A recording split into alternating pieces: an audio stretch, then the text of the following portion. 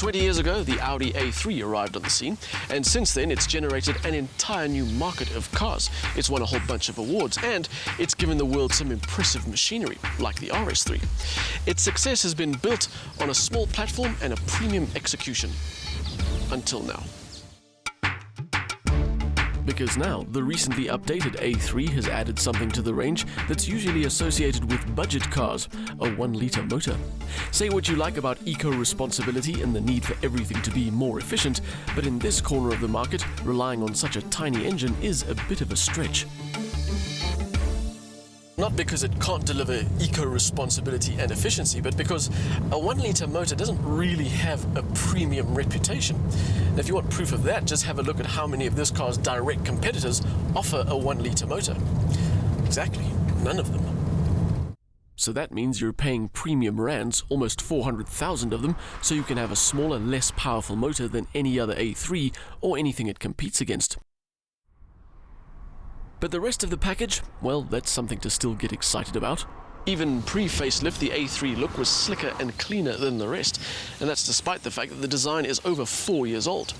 The makeover has just made things even better. At the back there's a new diffuser, new taillights, and in front, a new grille, new headlights, and a new bumper. Not that one, that's a different new bumper.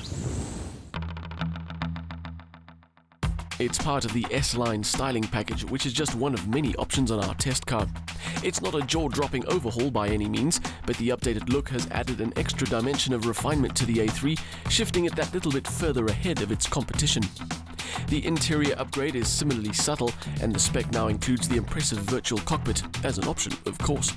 There are now also 2 versions of the navigation system, with the more advanced one in our test car costing 20,000 Rand. While your budget may not extend as far as to include the 125,000 Rands worth of extras on this car, you'll still get great materials, solid build, and a layout that is utterly simple and yet looks fantastic and works just as well. A word of warning though, even if you do go completely bananas and spec your 1-litre A3 to this level, you'll still be driving a 1-litre A3. With 85 kilowatts and 200 Newton meters, this turbo petrol motor has less power than similarly priced BMW 1 Series and Mercedes-Benz A-classes. And the gains in fuel efficiency aren't even that big. I mean, it's less than 1 litre per 100 Ks when compared to a BMW 118i. But when you look at the package as a whole, it's not all bad news. For example, the motor is actually quite refined for a 3-cylinder. It only really makes itself heard when you start pushing it, but otherwise it's unobtrusive and fairly smooth. And the 6-speed manual has a well-sorted set of ratios and decent feel, which is good, because you're going to be using it a lot. There is quite a simple rule for driving this particular A3. Once you're on the move, keep things at 2,000 RPM or above, because below that requires a downshift, and that includes going into first gear for slower corners. Remember that 20,000 Rand nav system I mentioned? Well, rather delete that off the options list and go for the automatic. The S-Tronic will cost you an extra 18,500 Rand, but it will save a lot of effort in traffic. My previous experience of this particular motor in the A1 was very good. Of course, in here it wouldn't be exactly the same because the A3 is heavier. Audi have upped the power to compensate for that, but the 1-litre A1 felt stronger off the line and generally quicker to respond in gear. The A3 isn't bad, but it's just not as enjoyable in straight line terms, which is a pity because if the stars align and all the pieces fall into place, you can have a bit of fun.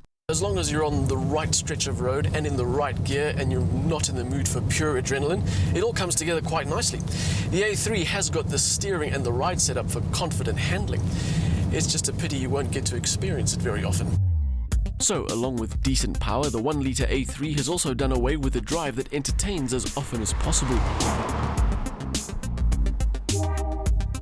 When it comes down to it, this car's only real drawcard is its price, and as much as a 3-cylinder motor is built to sell a manufacturer's efficiency credentials, it turns out this particular one exists purely to sell more A3s.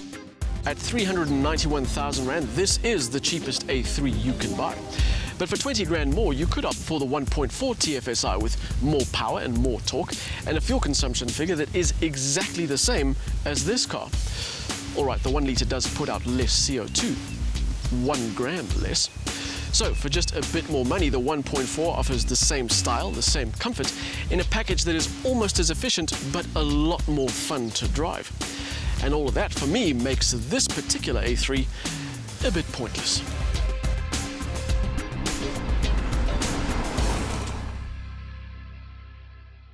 While the 1-litre 3-cylinder motor in the A3 delivers an efficient drive, it's curiously no more efficient than the more powerful 1.4 TFSI. It still delivers a comfortable daily drive, but it does so at the expense of any real enjoyment. It's as stylish as any other A3 inside and out, but for the money, rather go for the 1.4.